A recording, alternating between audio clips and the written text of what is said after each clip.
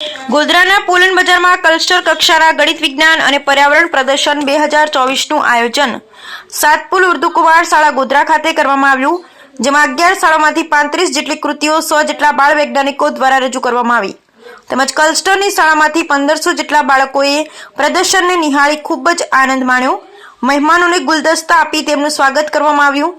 નિર્ણાયકો દ્વારા નિષ્પક્ષ ભાવે નિર્ણય કરી પ્રથમ વિભાગમાં ગોધરા ઉર્દુ શાળા, બીજા વિભાગમાં ઇકબાલ પ્રાથમિક શાળા, ત્રીજા વિભાગમાં ઝકરિયા ઉર્દુ પ્રાથમિક શાળા, ચોથા વિભાગમાં ઉસ્માન ગની પ્રાથમિક શાળા અને પાંચમા વિભાગમાં ઇકબાલ પ્રાથમિક શાળાઓને પ્રથમ નંબરે વિજેતા કૃતિઓ નક્કી કરવામાં આવી।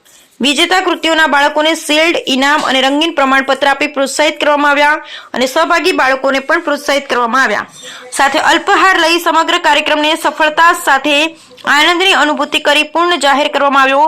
સમગ્ર આયોજનમાં મેજબાન શાળાના આચાર્યશ્રી અને શાળા પરિવાર તેમજ મેજબાન શાળાના આ શિક્ષક શ્રી સોહેલ ગોરા સાહેબે ખૂબ સહયોગ પૂરો પાડ્યો। બાળકોને પ્રોત્સાહિત કરવા માટે કિંમતી સમય ફાળવી મહેમાનશ્રીઓ ઉપસ્થિત રહ્યા। આ સમગ્ર કાર્યક્રમને સફળ બનાવવા માટે સૌના CRC coordinator Shri Yunish H Posti દ્વારા હૃદયપૂર્વક આભાર વ્યક્ત કરવામાં આવ્યો। Bureau report Mohammad Tahir Ganji, Godhra.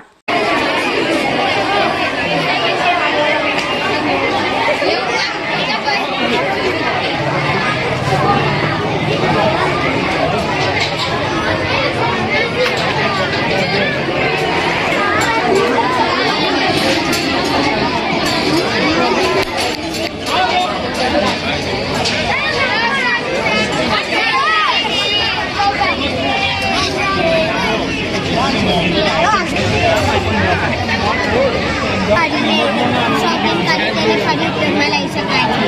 તો તમે જોઈ શકો છો કે આ એક નોર્મલ રોડ છે। આ રોડ પર આપણે વાહનો પણ ચલાવી શકીએ છીએ। આ રોડ પર જ્યારે વરસાદનું પાણી પડે છે ત્યારે તે વહી જાય છે, પરંતુ તમે જોઈ શકો છો કે આ સ્પંજ રોડ છે। આ રોડ પર જ્યારે વરસાદનું પાણી પડે ત્યારે તે શોપ મતલબ કે ખેંચી લે છે અને એક બાજુ ખેંચી ખેંચી લઈને શું કહેવાય? વેરી ગુડ, શું કહેવાય?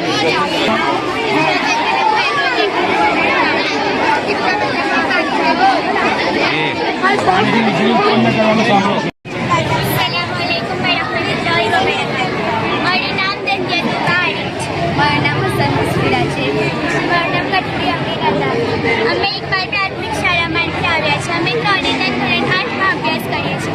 અમે આજના વિજ્ઞાન મેળામાં વિભાગ 5 આપત્તિ વ્યવસ્થાપનના સંદર્ભે આકૃતિ તૈયાર કરી છે, જેનું નામ છે અદ્યતન આગ સલામતી પ્લાન।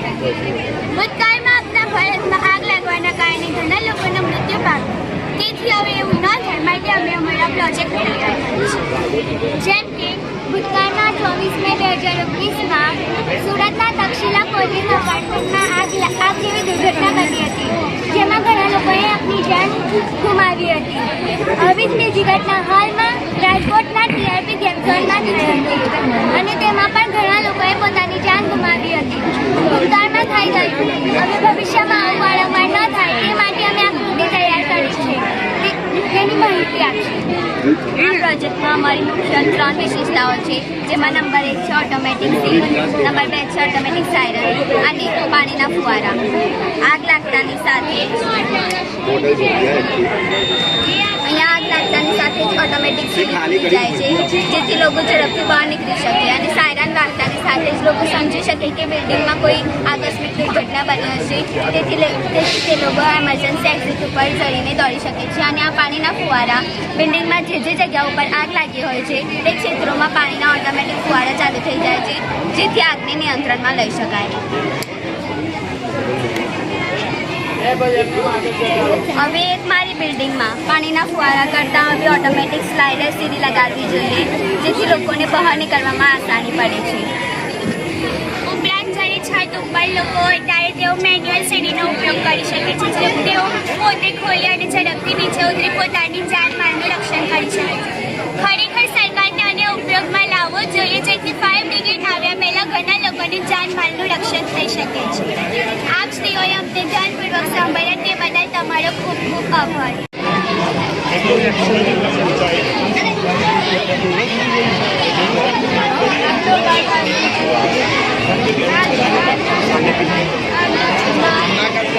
ના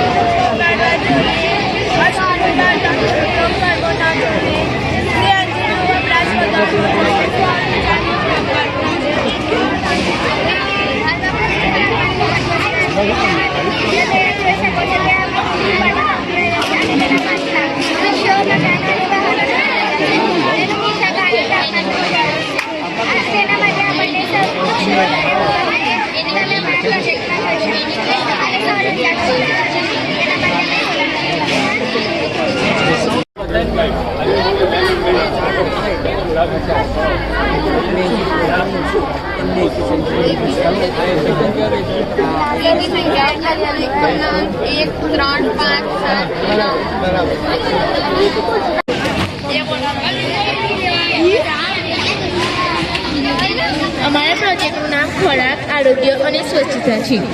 આરોગ્યમાં પણ આયર્નની ઉણપથી થતો એનિમિયા એ સામાન્ય છે. તેના વિશે પહેલા આપણે ખોરાક વિશે સમજીએ. ખોરાક શું છે? શરીરને પોષક તત્વો પૂરા પાડતા પદાર્થોને ખોરાક કહે છે. ખોરાકના સ્ત્રોત. ખોરાક જ્યાંથી મળે તે ખોરાકના સ્ત્રોત છે, જેમ કે વનસ્પતિ અને પ્રાણીઓ. વનસ્પતિમાં આવે શાકભાજી, ફળો વગેરે. પ્રાણીઓમાં દૂધ, ઈંડા, મધ વગેરે. ખોરાકમાં રહેલા પોષક તત્વો: કાર્બોહાઈડ્રેટ, પ્રોટીન, ચરબી, વિટામિન, ખનિજ ક્ષાર. ખનિજ ક્ષારમાં પણ આયર્ન એ મહત્વનું છે, કારણ કે આયર્નનો મતલબ થાય છે લોહ તત્વ. ખનિજ ક્ષારમાંનું આયર્ન એ મહત્વનું છે.